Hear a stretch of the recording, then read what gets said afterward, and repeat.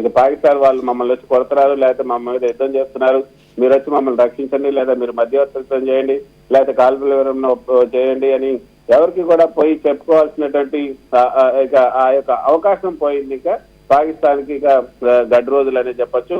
ఈ పాకిస్తాన్ ప్రేరేపిత ఉగ్రవాద సంస్థలు ఏవైతున్నాయో అది భారత్ లో దాడులు చేయడానికే ప్రయత్నిస్తున్నాయి. ఈ ప్రయత్నాలు కప్పిపుచ్చేందుకే పాకిస్తాన్ సైన్యం ఈ కాల్పుల విరమణను ఉల్లంఘించి ఉండవచ్చు అన్నది కూడా మరో ప్రధానమైనటువంటి కారణం. పాకిస్తాన్ లోపల ఈ రాజకీయ అస్థిరతలు, ఆర్థిక సంక్షోభం ఉన్న వేళ ఈ ప్రజల దృష్టిని మళ్లించడానికి సైన్యం ఈ ఉద్రిక్తతలను పెంచే అవకాశం అయితే మరింతగానే ఉంది. భారతదేశం ఏదైతే ఈ ఆపరేషన్ సింధూర్ పేరుతో ఉగ్రవాద శిబిరాలపై దాడులు చేసిందో దానికి ప్రతిస్పందనగా ఈ కాల్పుల విరమణ ఒప్పందాన్ని ఉల్లంఘించింది. తర్వాత మళ్ళీ గత 3-4 రోజులుగా భారత్ పైన విరుచుకుపడింది.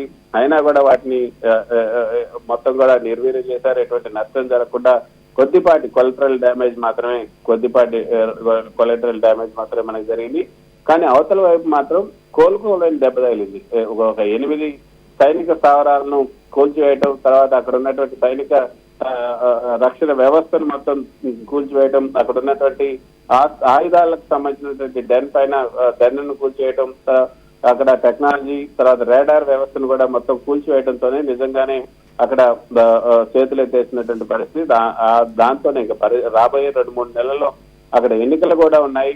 కాబట్టి ప్రజలు తిరుగుబాటు చేసే అవకాశం ఉంటుంది, సివిల్ వార్ వచ్చే అవకాశం ఉంటుంది. కాబట్టి దీన్ని ఎలాగైనా మమ్మల్ని రక్షించండి అని పాకిస్తాన్ అంతర్జాతీయ సమాజాన్ని కోరుకుంది. వాళ్ళు కూడా అందులో ఒక విధంగా చెప్పాలంటే భారత్ కి ఈ యొక్క ఈ ఒప్పందం, కాల్పుల విరమణ ఒప్పందం అంగీకారం కాదు.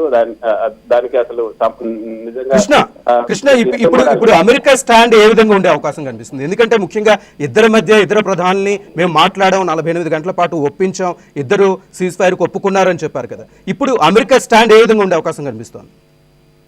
అమెరికా స్టాండ్ గురించి మనకు తెలియాలంటే మరి కొద్దిసేపు వెయిట్ చేయాల్సింది. ఎందుకంటే ఇప్పుడు మన భారతదేశం చెప్తుంది ఇది పాకిస్తాన్ కాల్పుల విరమణ ఒప్పందాన్ని ఉల్లంఘించిందని. మరి పాకిస్తాన్ ఏమి చెప్తుంది, పాకిస్తాన్ యొక్క వెర్షన్ ఏంటి అని కూడా చూడాల్సి ఉంటుంది. మధ్యవర్తిగా ఒకళ్ళు చెప్పిందే వినటానికి లేదు. కాబట్టి పాకిస్తాన్ కూడా ఇప్పుడు మన భారత సైన్యమే కాల్పుల విరమణ ఒప్పందాన్ని ఉల్లంఘించిందంటూ పాకిస్తాన్ కూడా ఆరోపణలు చేసే అవకాశం ఉంది. భారత్ ఈ యొక్క కాల్పుల విరమణ ఒప్పందానికి పాల్పడింది కాబట్టి మేము ప్రతిచర్యగా మా వాళ్ళు దాడులు చేశారు తప్పితే మాదేమీ తప్పులేదని కూడా పాకిస్తాన్ చెప్పే అవకాశం ఉంటుంది.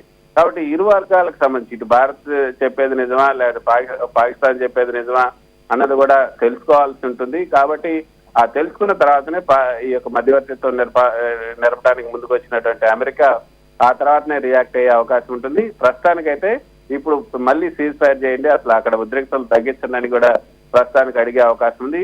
ఎవరు ముందు వైలేట్ చేశారు ఈ సీజ్ ఫైర్ ని, తర్వాత ఎవరు దాన్ని అతిక్రమించారు, ఎందుకు చేయాల్సి వచ్చింది, నిజంగా పాకిస్తానే చేసిందా, ఒకవేళ పాకిస్తానే చేసింటే దానికి గల కారణాలు ఏంటి, పాకిస్తాన్ అసలు ఎవరు చెప్పు చేతుల్లో ఉంది, అసలు ఎవరు నడిపిస్తున్నారు అక్కడ ప్రభుత్వాన్ని, ఇవన్నీ కూడా ఆరాధించే అవకాశం ఉంది. అక్కడ పాకిస్తాన్ లో అమెరికన్ ఇంటెలిజెన్స్ వ్యవస్థ ఎంతో పెద్ద వ్యవస్థ. అసలు ఏ దేశంలో ఆ దేశంలో ఏ ఇతర దేశాలకు లేనటువంటి పెద్ద ఇంటెలిజెన్స్ వ్యవస్థ అమెరికాకు ఉంది.